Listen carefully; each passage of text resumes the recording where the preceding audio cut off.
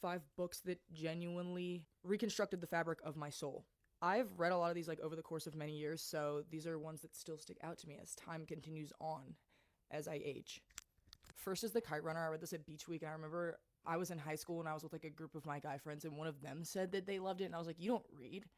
So I figured if he liked it, like it had to be decent, and it was. It made me cry. It was one of the only books that made me cry. The writing's beautiful. I really want to read A Thousand Splendid Suns, but I haven't gotten around to it. So, number one. Number two is Intermezzo by Sally Rooney. I think about this book often, and I wish that like 90% of the books that are able to be purchased and read in the reading world were as good as Intermezzo. I think it might be one of the most well-done character studies I've ever interacted with in my life, but that's what Sally Rooney does best. But in Intermezzo, you really see how her writing is improving, which is insane because her writing's already like A++.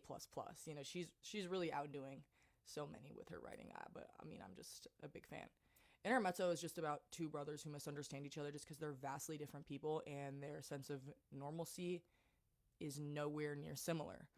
So they just kind of pass judgment against each other, and they're both, you know, experimenting with their respective unconventional relationships, again, as Sally Rooney does best.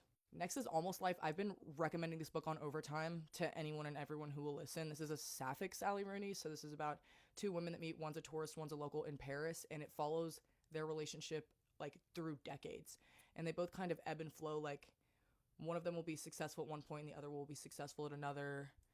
And they just kind of torture each other, and they never date, but they're just important people to each other's lives. Like they always care about what the other one is doing and thinking about each other, and the writing is enriching, to say the least. Next, and I've been recommending this since the beginning, the origins of book talk, when I was just a wee bitty in The Invisible Life of Addie LaRue. This is one of the first books I read in third person, and I used to be like anti-third person back when I was a romance addict. We've since grown, but this kind of changed my taste in books in a way, and it's one of my only V.E. Schwab, like it really is my only V.E. Schwab that I really love. The only V.E. Schwab book that I really loved. The rest of hers, I was kind of like, this isn't doing what Addie LaRue did. This is the personification of the fear of being forgotten. This girl like doesn't want to marry this evil man in the 1700s. He's not even evil. She just doesn't want him. And so she makes a deal with the devil to live forever, but in exchange, everyone forgets her. Always.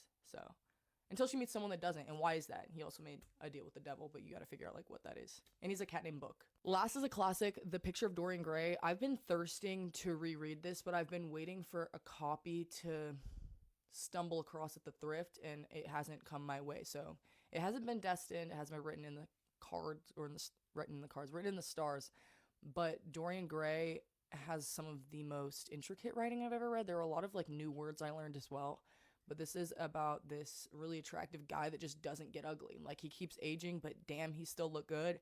And even though he looks good, he's evil on the inside. And there's like this portrait of him that looks like the inside of him truly is. Like it reflects his morality. It's just an interesting concept, and it's probably my favorite classic. So books that linger with my brain. That's all I have today. I'm going to be traveling, so I think I'm going to do like a travel series vlog. Currently reading Mexican Gothic and eating it up. Anyway, happy reading and summering. Goodbye.